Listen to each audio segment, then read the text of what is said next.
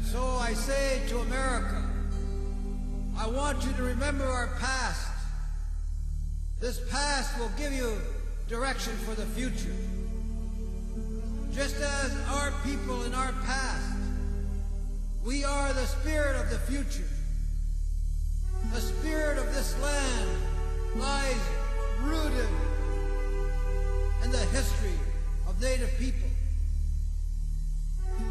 The massacres that happened to us, the army that came, took our land and killed our people, did not destroy our vision for a strong future. We are still strong, America. We never weakened. Like the spirit of Chief Joseph, we are still strong. Like the spirit of Geronimo, we are still strong. Like the spirit of Crazy Horse, we are still strong. America, we are strong people. Like the spirit of Peltier, we are strong today.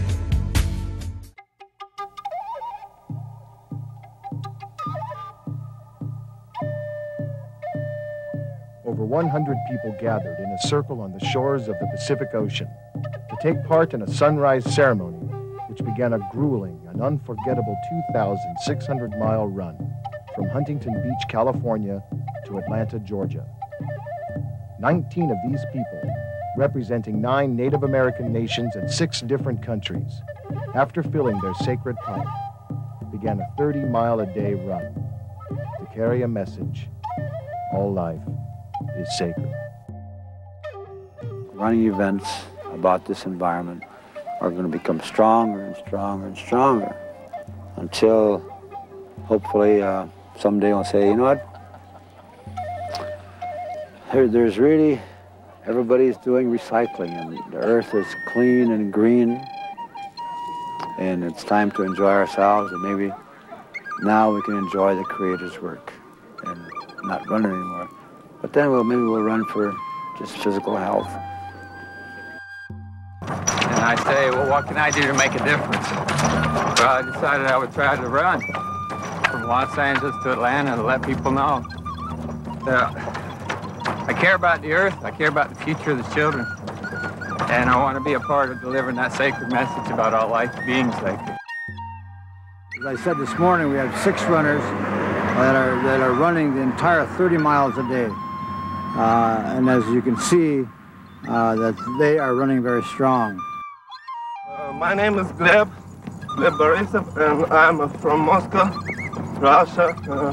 And I'm 25. I do believe in this message that all life is sacred, and I think that all the people have to think about our environment, that we're all relative to each other, and not only to each other, to this earth. So I feel that it's very special run for me. I can plant a tree, yeah, I can plant a tree, but I can plant like big forests and so on. I can only do my best, you know. We belong to the Six Nations Confederacy, what they call Iroquois, but they're really known as the Haudenosaunee, the Longhouse people. We ran from nation to nation, carrying a message for different chiefs. And now we must run again to bring back those ways. This is for everybody, of all the nations. The Black Nation, the Red Nation, Yellow Nation, and White Nation. We do this for all of them. Hi, my name is Harry Kindness. I'm from the Oneida tribe. It's been a good run. Everybody's been covering the miles real good, with the exception of a little sore feet here and there. We have like 9 days left of running, so everybody's pretty anxious. It makes me feel good that this kind of run is attracting support, but it's also giving support. It gives good feelings to the community. It makes them know, makes them kind of feel good that somebody in America is doing this for this environment.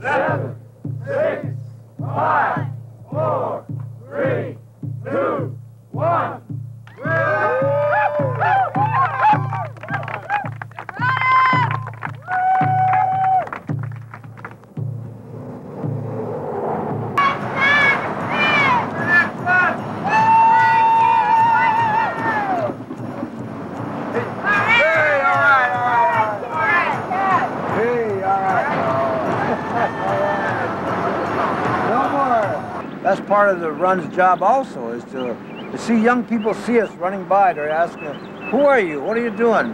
What's this all about? And we tell them. And some of them join us for a few days.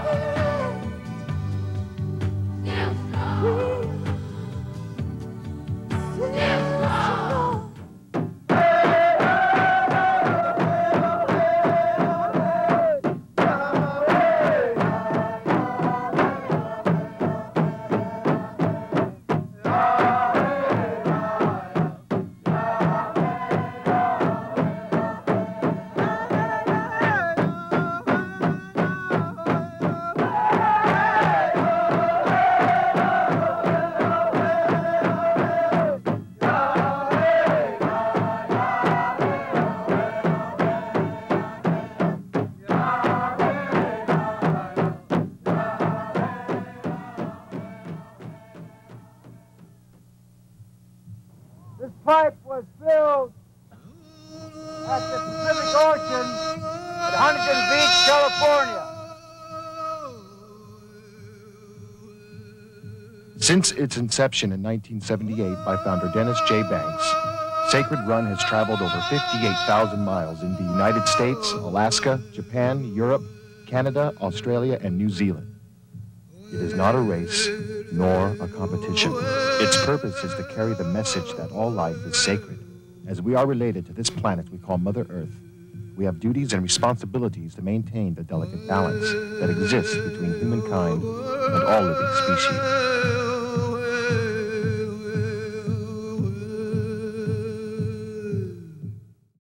アメリカの先住民族に古くから伝わるランニングで、人類は地球と調和を保ちながら存在するということを一歩一歩踏みしめながら走るというものです。今回の企画は沖縄の音楽家喜納正吉さんがこのセイクレットランを日本全国で行い、世界平和を訴えようという呼びかけで行われるものです。このランニングは南と北の2カ所からスタートして全国を走り継ぐことになっており、このうち南は沖縄の与那国島を今月14日に出発しました。そして昨日は宮古でのランニングとなったもので、出発地点となるグスクベ町の東辺名崎ではアメリカ先住民のハリーさんがこの取り組みが成功するよう祈りの儀式を行った後出発しました。宮古でのランニングコースは東辺名崎から東海岸線を走る通称一周道路から平良市狩俣へ抜ける35キロです。コースの途中では地元の青年会やこの取り組みに賛同する若者が参加し、宮古でのランニング盛り上げに一役買いました。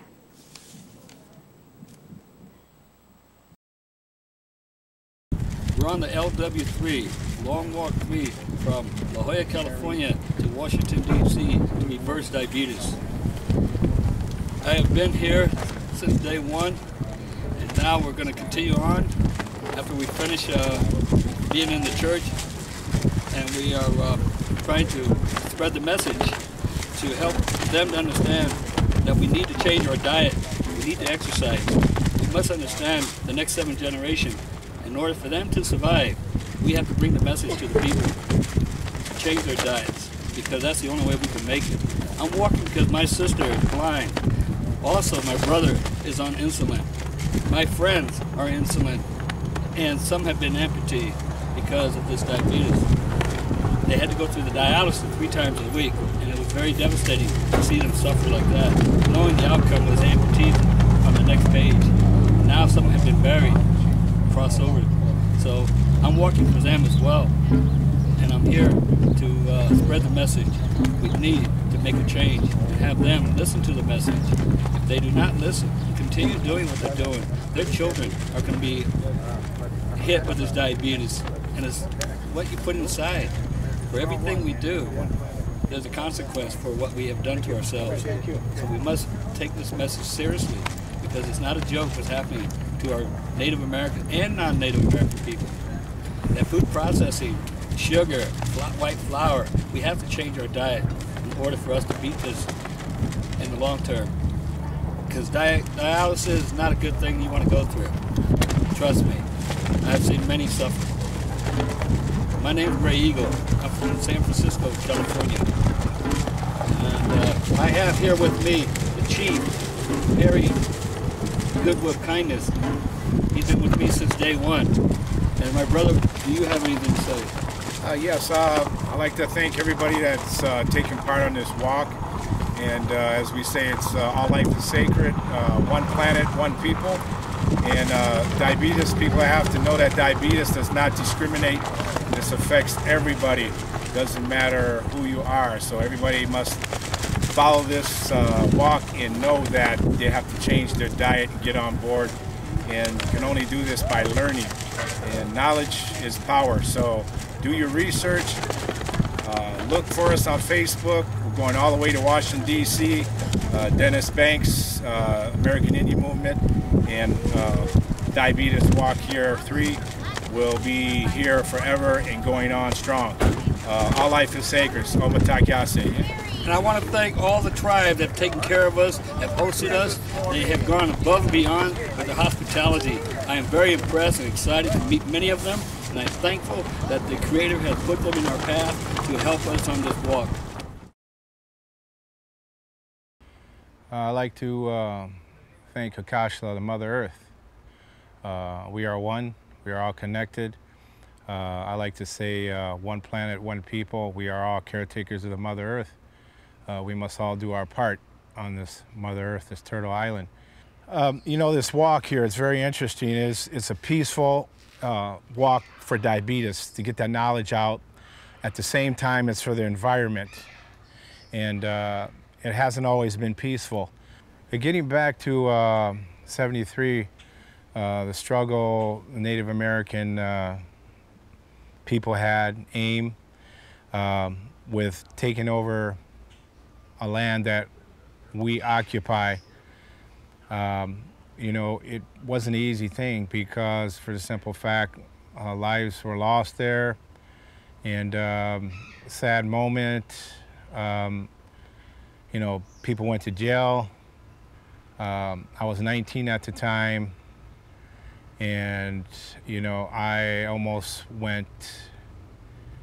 got incarcerated because of this. But you have to stand up for what you believe.